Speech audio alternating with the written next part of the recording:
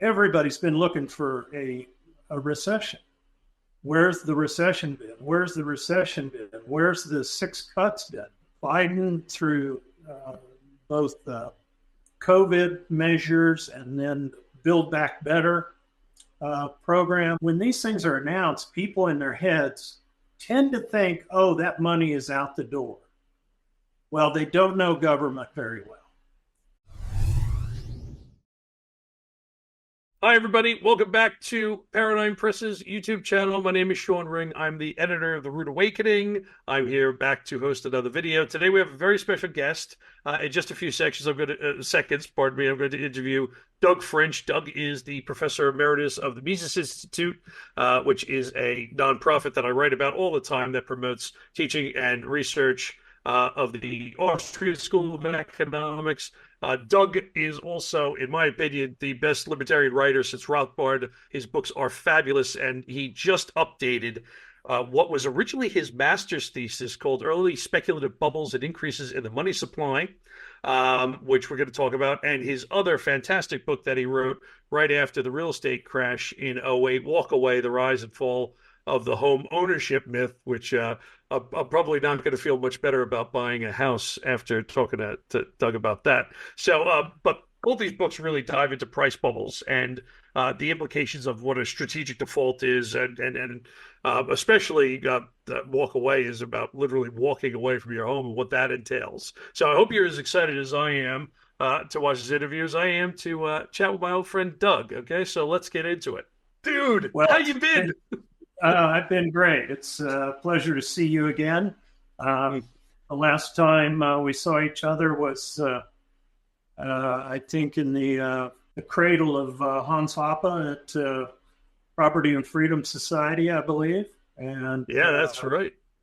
So, of course, Turkey is not too far from some action that's going on in the Middle East, and which probably many of your viewers are concerned about. Certainly some kids on college campuses seem to be taking up this issue, at least in the United States. Whether they know what they're protesting about or not is another situation. But I always love going back to Turkey, and it was great when you and the hardcore types used to show up. So, yeah, it was always a good laugh, and it was great meeting you and your lovely wife Deanna and everybody there. And it was one of those times, like, I think I was thinking about this. 2012 was the first time I went, so it's been a dozen years. It's incredible how time flies. And what folks might not know is that, Murray Rothbard, the Murray Rothbard, and Hans Hermann Hoppe, the man himself, were both on your master's thesis committee and approved your master's thesis, which became this fantastic book. And folks, the thing about Austrian economics books, you can either get through them or you can't. And the great thing about Doug is that he writes, in my opinion, very similarly, very clearly to how Rothbard writes. So not only do you understand it, you are entertained, and you actually get to the end of the book. So what made you decide to do bubbles? And again, the great thing about your book is that you do Tulamania, which was a non-paper money bubble. So I was just wondering, like, if you go back 30 or so years, like, why'd you do that? I'd love to hear. Yeah. So I took Murray, obviously, for history of economic thought. I had no idea who Murray Rothbard was. I was just a UNLV. I had moved to town, decided to pursue a master's in economics, and I saw in the catalog History of Economic Thought. I believe it was EC 742, and the instructor was Rothbard. I asked a fellow student. I'd only taken a couple classes at that point. I asked a fellow student about Rothbard, and he said, "Oh, don't take him. He's a kook. You can do this class private study." with another professor, and that's what you should do. Don't take the class with Rothbard. Well, at the time I was working as a banker, ironically, and and I didn't have time to mess around. I thought with trying to get doing things private study and things like that. So I decided to just roll the dice on Murray Rothbard, and from the first night, he hit the door and started talking immediately. There was no futzing around with going over a syllabus. There was no taking roll. There was no nothing. He was talking about, and at the time it was the first Middle Eastern wars. This would have been in the late 80s, early 90s. And so he was going on about gas prices and how politicians, those stupid politicians, wanted to put a cap on gas prices and how, and I noticed everyone around me furiously taking notes. Whatever he said, they were taking down. So I figured, whatever this guy had to say must have been pretty important, and my life was changed forever, as I like to say. So, in that particular class, EC 742, History of Economic Thought, he changed the emphasis every semester. So a lot of people in class were not there to take it for a grade. They were there just to audit the class. And my particular semester focused on finance. Handy for a banker. So the planets just aligned where, he talked about some booms and some busts. So I had the bright idea to write my thesis on the subject. But I would say, and I like to tell this story because a lot of times people don't believe that I didn't know who Murray Rothbard was. But I'll tell you, just to prove that point, Murray would have us write a 10-page paper as part of the class. There was a midterm, there was a final, there was a 10-page paper. And you could write on anything. But you had to go in and okay the subject with Murray. So I go into Murray Rothbard's office and I said, I'm kind of interested in the Great Depression. I was thinking about writing about the Great Depression. And he goes, Douglas, that's great. That's great. You might want to, look at this source and that source and so on. And then he said, and I wrote a little something about that. It's called America's Great Depression. And, he not only wrote about it, he wrote the book about America's Great Depression. So that's how naive I was. That's I didn't know who I had in front of me. I only, it was subsequent years that I figured out that I was truly struck by lightning, and so lucky to have studied under Murray.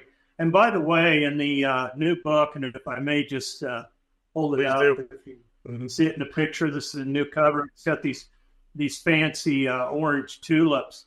But you had mentioned that Hans was on the committee. I actually have the signature page. I went ahead. It's on the Amazon edition.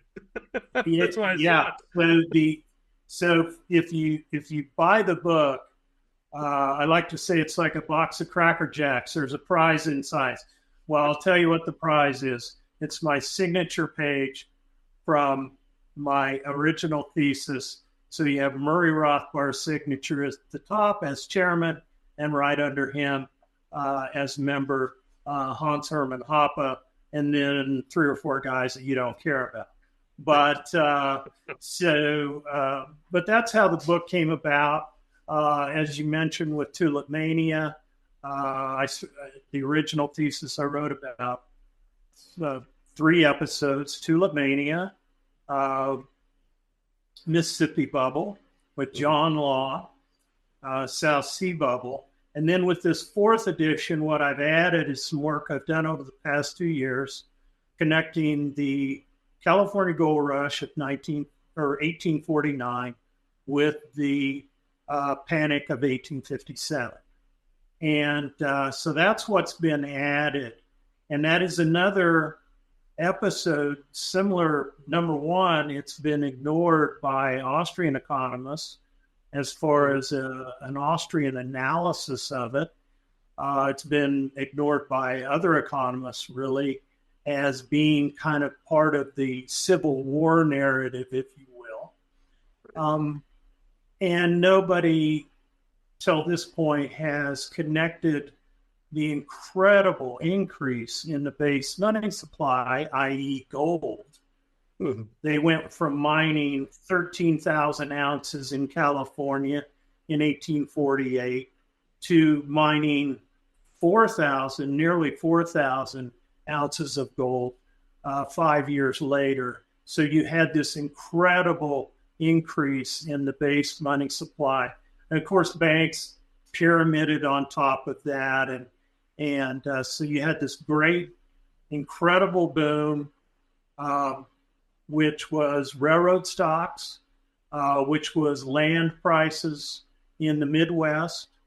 And that was the malinvestment that occurred from the increase in the supply of money.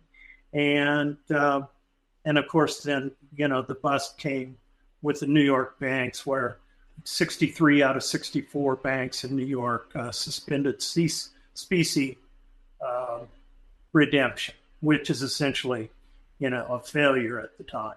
So right. That is the new part of the new book, and it's available wherever fine books are sold, but that would normally mean Amazon and Barnes and Noble. So, it all started with a thesis written under the direction of Murray Rothbard, with Hans Hermann Hoppe on the committee.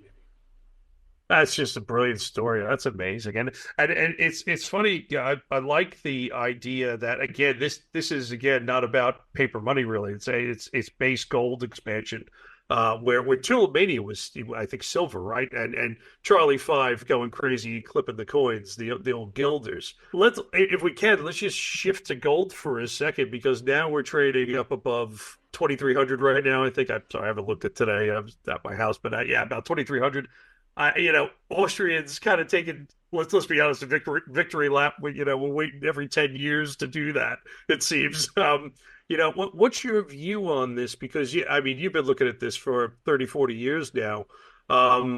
Is this going to be one of those things where the government is just going to order the New York banks to start shorting it and calm it down, or are they going to revalue upwards? What do you think? Shall we say I have a rooting interest in the yellow metal and how it does. Yeah. And I tell a friend of mine, and we get together and talk about Austrian economics every Friday, and I tell him, I've been showing up to this gold party for 30 or 40 years, and I'm all dressed up, white sport coat, pink carnation, the balloons are there, the band's ready to play, and nobody else shows up. Well, and so you would think I'd be worn out by now, but for those who follow technical analysis, and I think a few of your viewers do, this is made, 3 tops, was not be able to burst through the 22, whatever number it was. Now we've had a spurt through 2,400, has come right back down. This is all while the dollar has been extraordinarily strong. Yep. So that's what's very unusual with this Mhm. particular situation. And probably a few of your viewers are following uh, the, the yen. The yen hits 160 versus the dollar a couple of days ago. Then suddenly the Bank of Japan wakes up and smells the coffee. They do the intervention. Now it's, I think as I looked at it this morning, 154, something like that. But it's probably creeping back up. Suffice it to say, fiat currencies are having some issues, shall we say, at the moment. And I probably, if it wouldn't have been for Murray, I wouldn't have been as interested in gold as I have been over the past few years.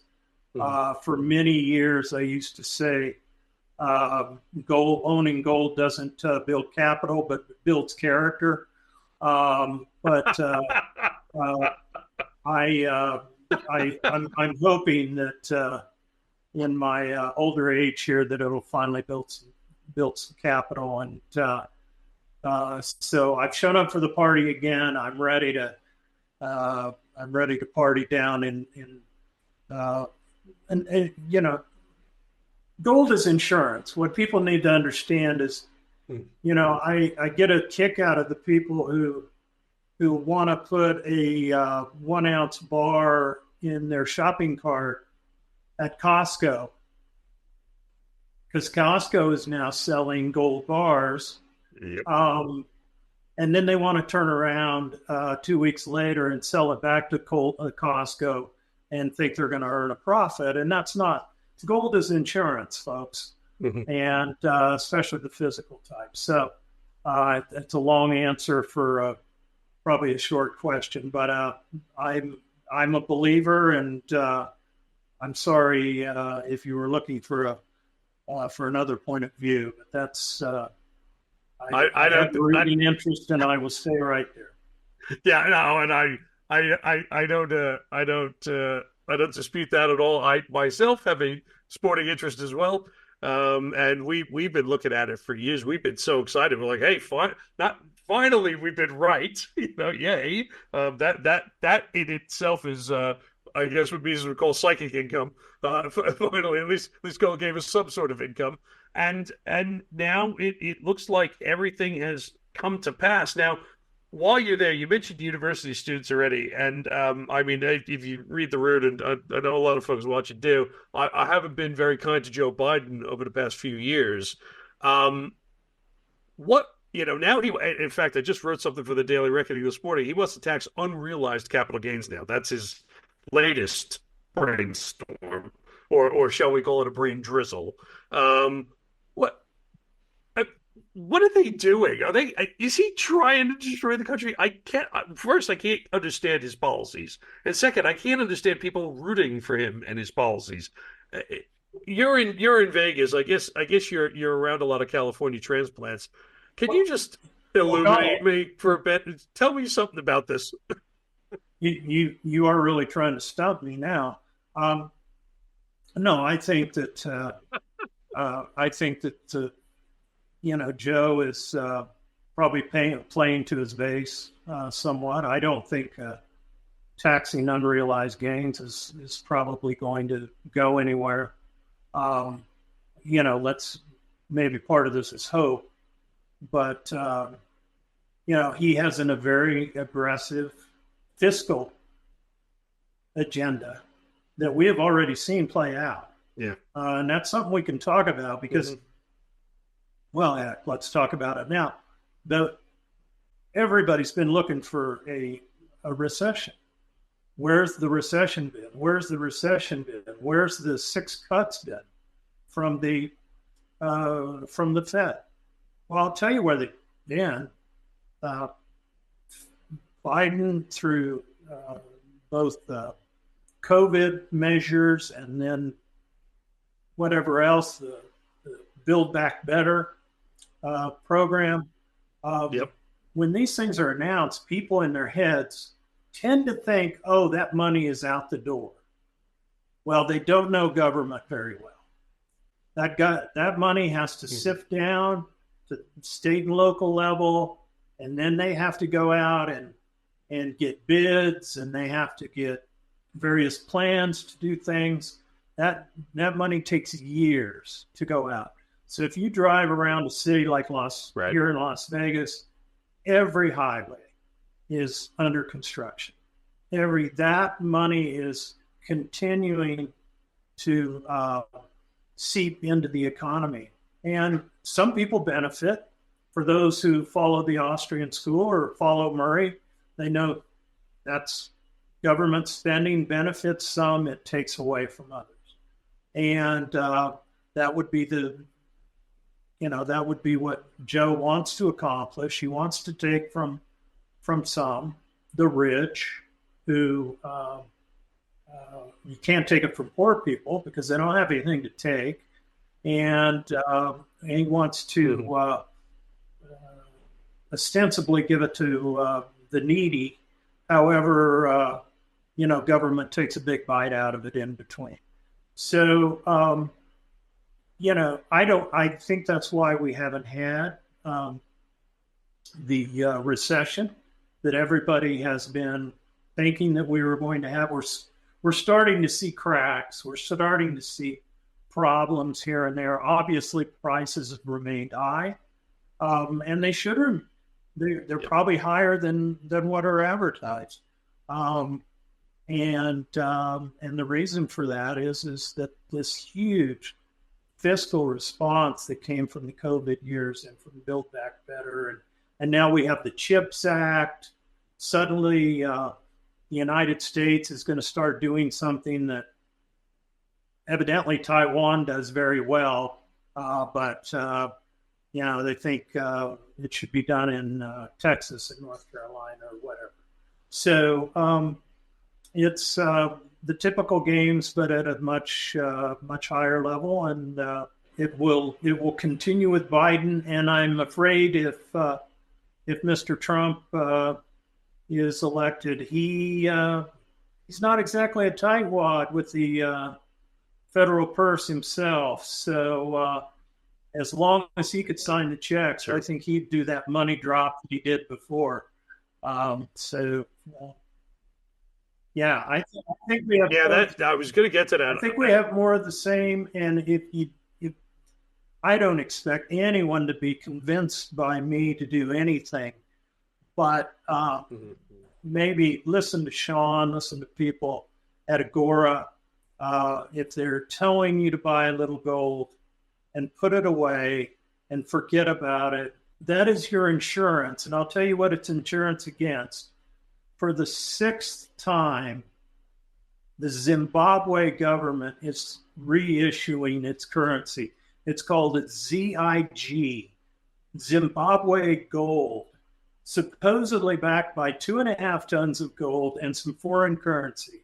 Now, if the Zimbabwe, and I doubt the Zimbabwean people trust their government to continue to have their gold, or have a backing of their currency. But they have destroyed currencies 5 times in a row, and they will do it again. And I would hate to think that Jerome Powell or one of his successors would go the way of Zimbabwe, but that's the insurance you're buying when you buy gold. Yeah, it's funny. Gideon Gono's name just went straight into my head. And yes, one of my buddies was actually in Harare. I don't know what, he was just there on a trip, and he said it was funny because he was, I think he's about my age at the time, so I'm nearing 50, and he was walking into his store, and he kept hearing a ding every 10 minutes or so, and he thought he was getting tinnitus or something like that. And what he realized was all the price tags were electronic, and every ding meant they went up about 10%. So you had to get in and get out. Talk about dumping your money as fast as possible. Really scary stuff. And while we're there, though, do you think Trump has a chance with Biden this time around? I know you're not a Trump guy, that's okay. But do you have any prediction for this November? And who's gonna come out on top? Not the American people, that's for sure. Well, I would make a prediction, except this is on camera. So, but I and we would tail off very quickly into things that I probably shouldn't be talking about. But since you did ask, and since I, just can't help myself, Sean. There's an issue Mr. Trump has, some headwinds that he has in winning this election, and that is called the abortion issue. And so there are plenty of people who will go to the polls for that very issue, and probably not vote for him for that very issue. So you've got three issues. Really, I had thought it was two. I kind of thought it was going to be abortion, the border, and I do mean the southern border. There doesn't seem to be an issue with the Canadians yet. And the southern border, and then I would say inflation. I would say inflation has piled up to the point where it is very much on people's mind. So the two headwinds for Biden are southern border and inflation versus Trump's headwind, which is the abortion issue. I don't know exactly how it's going to come out, but it will be very interesting to watch. And I kind of wish Murray was here because, Murray wasn't he wasn't some stodgy guy just thinking about economics. He had a very keen interest in politics. Politics from the local level, state level, national level. He was on Pat Buchanan's kitchen table committee, if you will, for a while. So he was very interested in politics. In fact, when I would sit around and wait to talk to him in his office, most of the time we talked about politics because that's what he loved to talk about. So I have friends of mine who were students of his that claim that he would be a big Trump fan. I'm not quite so sure. I watched him go from Ross Perot to George H.W. Bush, who knows who knows? Maybe he might land on Robert Kennedy. Who knows? Right. So, but he, as far as chaos in politics, he would love to watch. I bet it's just fascinating, and for me being across the pond, it's even more fascinating because you're basically bearing the brunt of a lot of these policies. So I've been watching my construction costs. I'm like, oh my god, how much more? But it's crazy times right now, and also I'd love to because you're still an American taxpayer. So I mean this whole thing with Ukraine, Taiwan, and Israel. You mentioned about university students and not probably knowing what they're protesting. I'd love to get your view on that as well. There's this ongoing battle at the moment between two guys that you and I know very well. One is Hans Hoppe. The other is Walter Block. Oh yes. And I don't know how many of the viewers are necessarily, dialed into this thing, and they're probably not. But Walter was more or less a student of Murray's. He grew up in New York, went to Murray's apartment, and for most of the time, I think was close to Murray in some ways. Sometimes he wasn't. Walter has very much taken the side and wrote an op-ed for the Wall Street Journal, essentially touting the idea that Israel should wipe Gaza off the face of the map and all Palestinians. Our friend Professor Hoppe has taken the opposite view that these are two warring states. two warring political gangs that shouldn't have a rooting interest in either side of this, and this is blown up into, some people looking from the outside would call it a tempest in a teapot, I suppose, but this is two academics who, this is what they live and die for. But I was sent a 54-page response from Dr.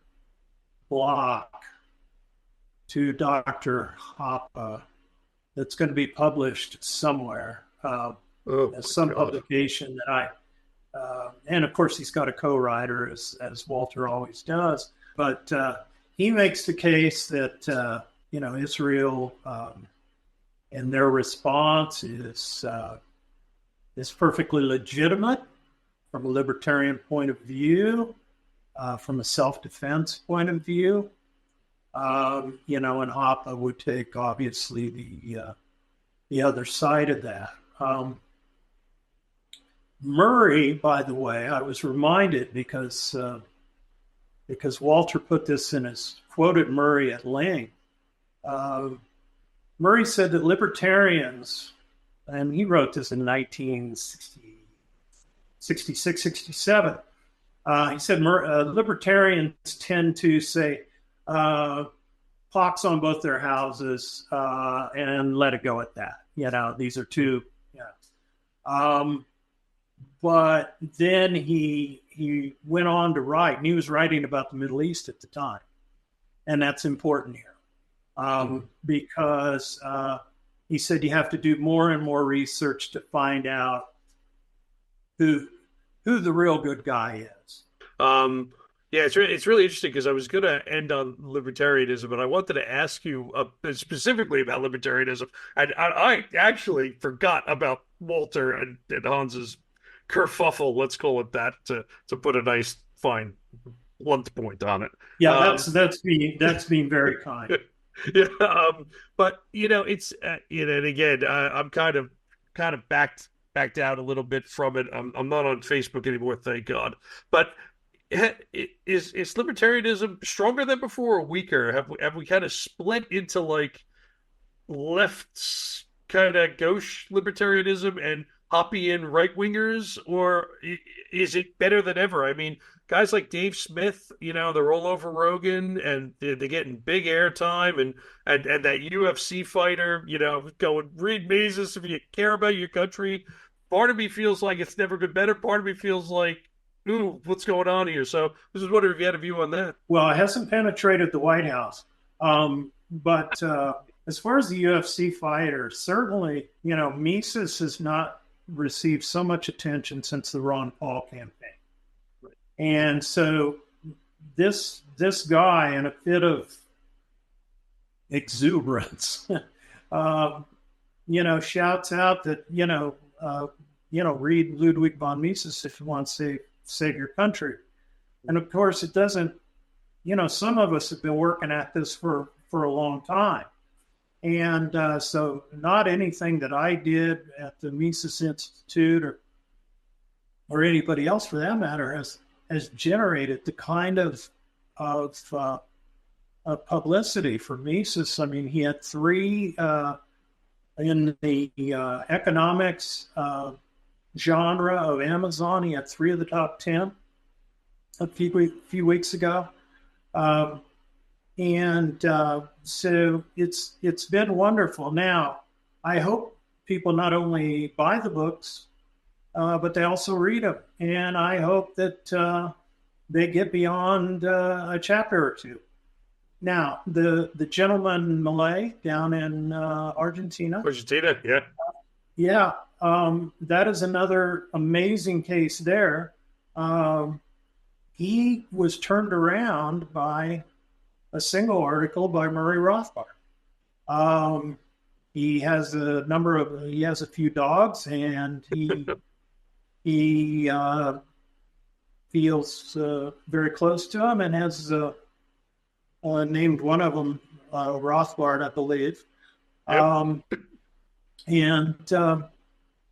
and he is putting some things into well, the political works in Argentina that are starting to work.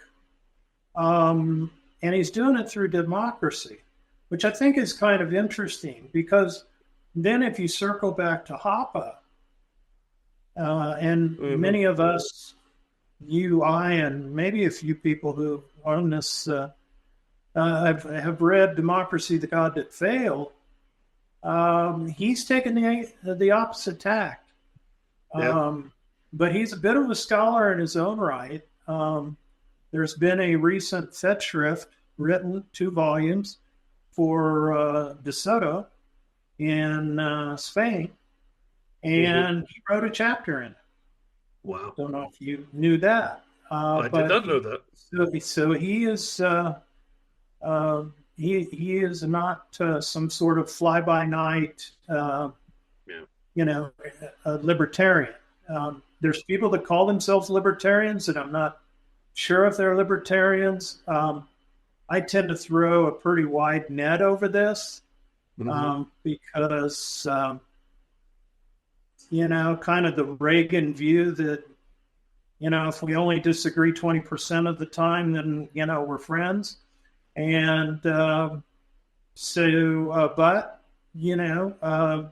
for some people, even 2% of disagreements too much. So that's been the typical view. But I'm not in academia, so I'm used to operating in business where the idea of friends and enemies is really cast aside because you need to do things together to get things done. In academia, where people have jobs for life, then they can fight over small things. And that's why the battles are so big. But yeah, in answer to your question, again, I know I've taken too long. I have mixed feelings about it. But boy, there's some green shoots out there, or maybe some tulips blooming in the land of libertarianism. And the problem is, do we all have to hit the bottom like Argentina did before we, grab onto that last libertarian straw to try to pull ourselves out of it? Maybe that's what it takes. That is a brilliant thought. Hopefully not, but that's my odds would be on that. Incredible. But dude, thank you so much, man. It is so great to see you, folks. Thanks for joining us on this fantastic interview with Doug French. Do read his book. I will put the link in the description. Early Speculative Bubbles, which was Doug's master's thesis, originally under the Murray Rothbard and the Hans Hermann Hoppe. Read it. It's fantastic. And this time he talks about California Gold Rush as well. That's why it's an expanded edition. Thank you for joining us, and have a great one.